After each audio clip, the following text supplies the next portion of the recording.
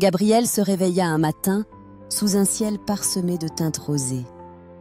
Le monde semblait encore plongé dans le silence du sommeil, excepté le doux chant des oiseaux saluant l'aube. Le cœur rempli d'une attente joyeuse, Gabrielle pressentait que ce jour serait différent. En traversant la prairie humide de rosée, il aperçut des ailes translucides flottant dans l'air comme une promesse de magie. Elles luisaient doucement, captant chaque nuance de l'aube. Les yeux de Gabrielle s'illuminèrent d'émerveillement. Il pensa à toutes les histoires qu'il avait lues sur des créatures magiques et des terres merveilleuses. Ses ailes semblaient tout droit venues d'un conte et brillaient d'une lumière enchanteresse. Que se passerait-il si je les déployais ? Pensa Gabrielle, son imagination bouillonnante de rêves. Il tendit la main et effleura les ailes, un frisson parcourant son corps. Puis, avec un élan de courage, il les revêtit. Aussitôt, une légèreté surprenante l'envahit, et il sentit son corps se soulever doucement du sol.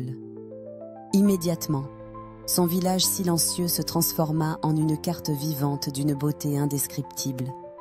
Les maisons endormies semblaient de délicats jouets, et la nature, tandis que Gabrielle planait dans les airs, il découvrait des paysages d'une majesté inconnue.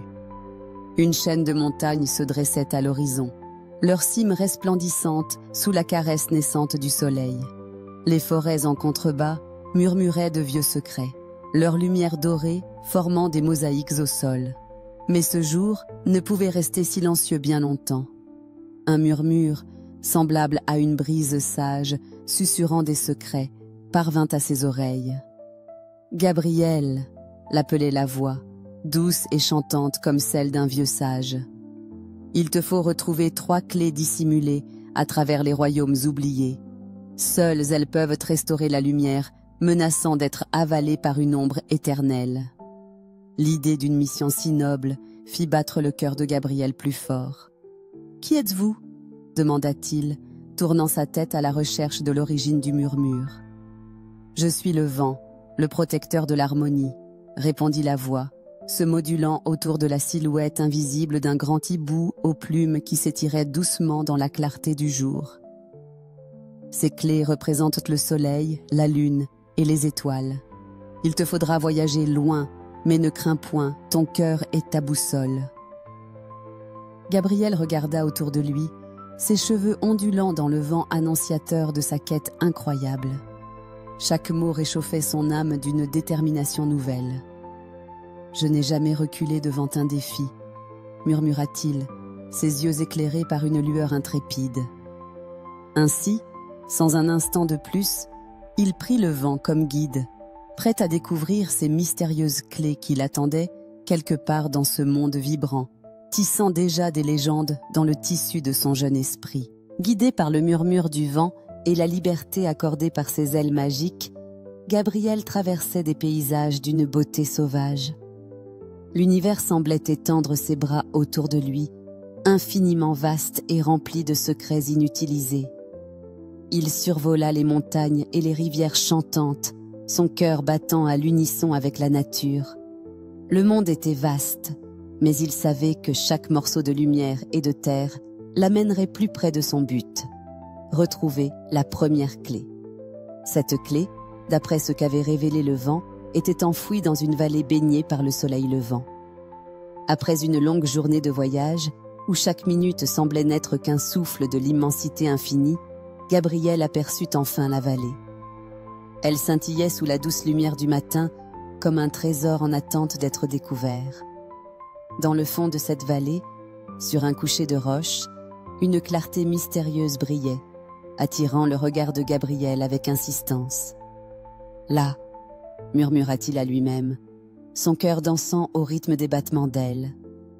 Il se posa délicatement sur le sol raclement, ses pieds rencontrant la terre avec une douceur infinie. Il avança avec précaution, ses yeux accrochés à l'étrangeté de la lumière. Sous ses pieds, la pierre pulsait de chaleur, une énergie réconfortante comme si elle avait été touchée par le soleil lui-même. Et là, dans une encoche naturelle, resplendissait la première clé. un artefact de métal doré. Gabriel, les mains tremblantes, la prit. La clé était chaude, vibrant d'une vie propre. La clé du soleil, respira-t-il, la tenant fermement comme une promesse d'espoir pour le monde. Prenant une grande inspiration, il était prêt à poursuivre sa quête, les ailes de l'aube déployées, porteur d'une mission qu'il acceptait déjà de tout son cœur. Gabriel continua son voyage, maintenant avec une clé brillante fermement accrochée à sa ceinture de cuir. Il sentait en lui une force nouvelle, une détermination nourrie par la réussite de sa première étape. Le vent, fidèle compagnon, murmura des indices sur l'emplacement de la prochaine clé, dissimulée sous la pâle lueur de la lune. Ses ailes le portèrent au-dessus de vastes étendues désertiques, ondulant sous la lumière délicate du soir. Le temps semblait suspendu, et les dunes de sable argenté se mouvaient avec élégance, telles les vagues d'une mer ancienne endormie. Les yeux de Gabriel suivaient ces mouvements hypnotiques, cherchant un éclat qui briserait cette symphonie de gris et d'argent. Soudain, une ombre familière se profila sur le sol, un hibou d'argent planant silencieusement, les plumes éteignant la lumière crépusculaire. Gabriel lui adressa un sourire reconnaissant, sa présence apportant toujours une sagesse rassurante. Non loin de là, une formation rocheuse se démarquait comme un vaisseau échoué au beau milieu de ce champ ondoyant. Gabriel sentit une résonance étrange en son sein, une musique douce qui le guida vers le creux d'un rocher séculaire. Avec précaution, il se glissa à l'intérieur. Là, dans la fraîcheur obscure, miroitait la clé de la lune. Plus délicate que la première, elle réfractait la douce lumière de l'astre nocturne en un spectre paisible. Alors qu'il la saisissait avec respect, une sensation de plénitude l'enveloppa. Deux clés, un seul destin, chuchota le vent, caressant sa joue avec affection. Gabriel, ému et déterminé, mit l'artefact à l'abri. Il savait que sa quête ne s'arrêtait pas là, car le monde avait encore besoin de l'éclat des étoiles pour briller à nouveau. Avec deux clés en sa possession, Gabriel se sentait déjà différent, comme s'il commençait à comprendre l'immense profondeur de la lumière. Son voyage s'orchestrait au gré du vent et de son guide sage, le hibou argenté, dont le vol silencieux et assuré balayait chaque nuit d'un éclat magique. Pour la dernière clé, il lui fallait atteindre une caverne connue pour son mystère et ses plafonds constellés d'étoiles dorées. Les histoires racontaient qu'elle abritait peut-être la clé des étoiles, celle qui éclaire les cieux avec des milliards de lumières fugaces. Le vent ayant dressé une carte invisible, Gabriel fila vers ces lieux de légende. La caverne se dessinait progressivement, sa silhouette massive posant une ombre majestueuse sur le sol terne. Son entrée semblait un portail vers l'infinité du ciel nocturne, chaque pierre suintant de brillance, comme si le propre ciel nocturne se reflétait dans son relief. Gabriel, la gorge nouée d'anticipation, y pénétra d'un pas confiant. À l'intérieur, la beauté était incommensurable. Le plafond brillait d'une myriade de points scintillants. Chaque étoile semblait veiller curieusement sur lui, projetant sa lumière comme une bénédiction muette. Gabriel se laissa guider par cette lueur stellaire, ses yeux se posant sur une alcôve cachée dans la pierre. La clé des étoiles y reposait, entourée d'un halo éblouissant. Elle était légère, presque aérienne, comme si elle était tissée de lumière elle-même. Lentement, avec une révérence sincère, Gabriel la saisit à pleine main. Une chaleur douce se diffusa à travers lui, portant avec elle une paix infinie. En sortant de la caverne, son cœur chantait une mélodie nouvelle. Son regard se posa sur le ciel, un ciel devenu encore plus lumineux, comme si les étoiles elles-mêmes chantaient en chœur pour célébrer l'expédition réussie. Désormais, l'ultime mission se profilait à l'horizon, ramener les 3 clés au temple ancestral et restaurer l'équilibre tant attendu. Gabriel, désormais porteur des 3 clés éclatantes, se dirigea vers le temple sur la colline, là où tout avait commencé. Ses ailes translucides le portaient avec aisance, tandis que les murmures des anciens l'accompagnaient de leur encouragement silencieux. Le monde semblait luminescent, plein de possibilités infinies. Au sommet de la colline, l'arche ornée de symboles mystérieux se dressait, gardienne silencieuse de secrets millénaires.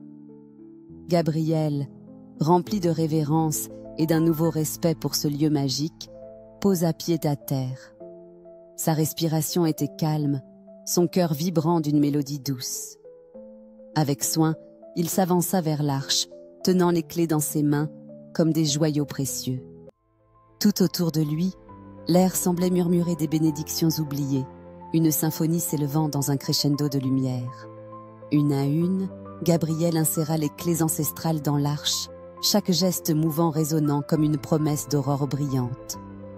Le monde sembla suspendre son souffle alors que les clés trouvèrent leur encoche, et une onde de lumière unifiante se propagea tout autour. Le temple, symbole de l'équilibre retrouvé, s'éclaira d'une aura dorée qui repoussa peu à peu les ombres persistantes, restaurant la paix et l'harmonie. La voix du vent, désormais claire et triomphante, murmura lascivement à Gabriel.